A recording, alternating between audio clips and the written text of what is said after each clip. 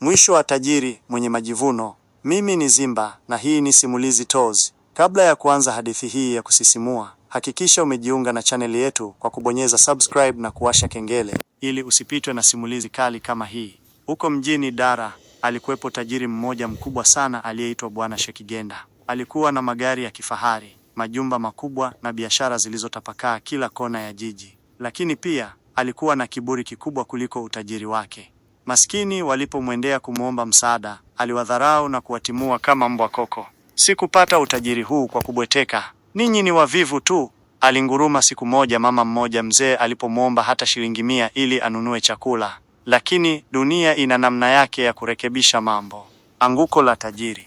Ghafla biashara za majisifu zilianza kuyumba. Alipuuza onyo kutoka kwa washauri wake, akidhani pesa zake hazitaisha kamwe. Siku moja alipotembelea benki yake kuu, aliambiwa akaunti zake zote zimefungwa. Alipofika nyumbani, mlinzi akamsimamisha.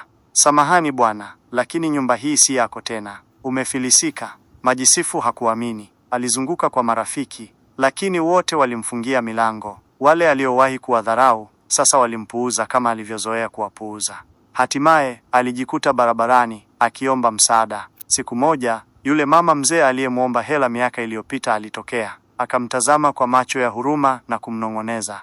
Ulimwengu una njia zake mwanangu. Majisifu alijifunza somo lake kwa njia ngumu. Kiburi na dharau hazina mwisho mwema.